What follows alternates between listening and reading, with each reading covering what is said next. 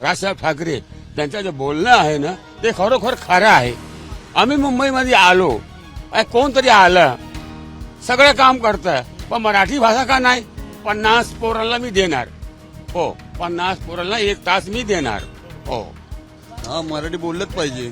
Taxi चालकांनी किंवा जे काही व्यवसाय करतात मुंबईत हा, बरोबर आहे, बोललंच पाहिजे मराठी बोलल्याशिवाय कसं होईल?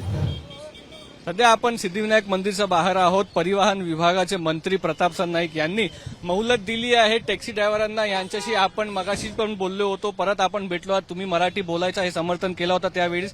4 महिने आणखीन दिले सरकारने, काय केलं पाहिजे?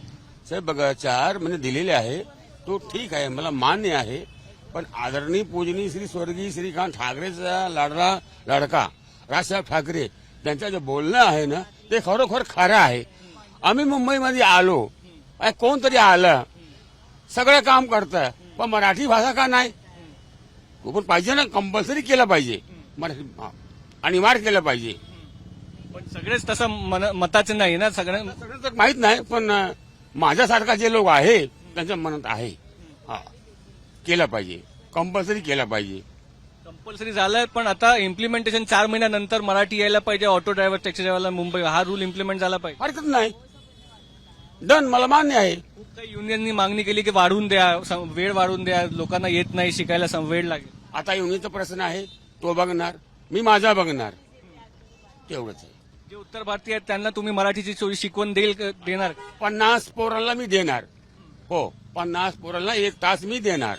हो, काय नाव सर आपल्याला सांगा? भगवान उपाध्याय. हो, धन्यवाद जी. भगवान उपाध्यायांनी 50 ला आपण कुठे देणार शिक्षण? गजानन मंदिर आगासे पथ. गजानन मंदिर दादर इथे जे आहेत ते लोक शिकू शकतात मराठी. यांनी पण आपण म्हणू शकतो की इनिशिएटिव्ह घेतलेला भगवान उपाध्यायांनी. बनारसवरनं हे आले, बनारसचे होते, इथे राहत आहेत आणि मराठी शिकलेले आहेत आणि मराठी ज्या लोकांना शिकायची आहे त्यांना शिक्षण द्यायलाही तयार आहे. हो, खरोखर. आणि हे मराठी भाषेची सेवा म्हणून आपण करतो. हो, हा बघा, हा ज्ञान आहे, विज्ञान आणि ज्ञान घ्या, हा चांगला फायदा आहे. याच्यामध्ये आपला लॉस नाही आहे, फायदा आहे, बेनिफिट आहे. हो, तुम्ही उपाध्याय आता ज्ञान बद्दल तुम्हाला माहित आहे. हो, हो.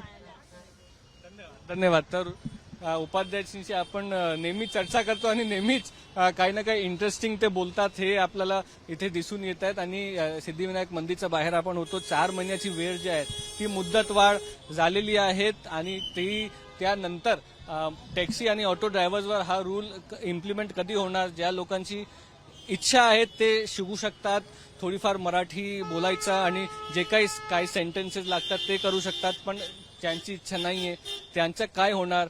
आणि शेवटी हा रूल जो आहे महाराष्ट्र सरकारचा, परिवहन विभागाचा, तो रूल खरंच इम्प्लिमेंट होऊ शकेल का? ह्यावेळेस पण हा रूल इम्प्लिमेंट करायची सरकारची इच्छा होती, पण खूप निवेदन गेले आणि निवेदन गेल्यानंतर हे जे रूल्स आहेत ते थोडाफार आपण म्हणू शकतो की डिले आणि पोस्टपोन करण्यात आलेले आहेत. लायसन्सेस नेहमी कोणाची कॅन्सल करू नका अशी ही जे आहेत टॅक्सी ड्रायव्हर यांची भावना होती. आता ते पुढे काय होतात ते बघूया. पण इथे आणखीन टॅक्सीवाले जे आहेत त्यांच्याशी बोलण्याचा प्रयत्न करूया. सर, 4 महिन्याची मुदत वाढवून दिलेली आहे परिवहन विभागाने. मराठी जे अनिवार्य आहे, ऑटो आणि टॅक्सी. 4 महिने भरपूर आहे. तुम्हाला वाटतं लोकांना बोललं पाहिजे मराठी? हा, मराठी बोललंच पाहिजे. ऑटो टॅक्सी चालकांनी किंवा जे काही व्यवसाय करतात मुंबईत हा, बरोबर आहे, बोललंच पाहिजे मराठी बोलल्याशिवाय कसं होईल? आता आम्ही एवढं वर्ष इथे राहतोय, आम्ही धंदा करतोय, आम्ही मराठी बोलतोय. मूळचे कुठचे आहेत? मूळचे इथलेच, आम्ही दादरचेच. हो, बोललं पाहिजे असं. तर यांचं पण असं मत आहे, बोललं पाहिजे. खूप आपण म्हणू शकतो की इथे लोक आहेत ते घेतात. मराठीचा मुद्दा सुरू आहे. 4 महिने वाढून दिले सरकारने की ऑगस्ट 15 पर्यंत मराठी शिकून घ्या. समर्थन करता तुम्ही? हो, समर्थन करतो. बरं, मराठी बोलायला पाहिजे साहेब. आताही सांगतात लोक खूप वेळ द्या, कठीण आहे भाषा शिक. कठीण तर आहे साहेब, आता काय करणार त्या लोकांना? वेळ देतो, गव्हर्नमेंट देतो ना वेळ, तर करा तुम्ही. पुढचे मुंबईचे, महाराष्ट्राचे, मुंबईचेच आम्ही. हा साहेब, धन्यवाद. तर ही आपण म्हणू शकतो की इथे तर आपण म्हणू शकतो की पूर्णतः हा जो रूल आहे त्या रूलला समर्थन दिलं जात आहेत आणि मराठी शिकली पाहिजे ही भावना इथे तर टॅक्सी ड्रायव्हरांची आहेत. मुंबईत वेगवेगळी भावना असू शकते, पण 15 ऑगस्टला नेहमी काय होणार हे आपण पाहू. कॅमेरा पर्सन साई प्रसाद पाटील सोबत मुस्तफा शेख, मुंबई तक.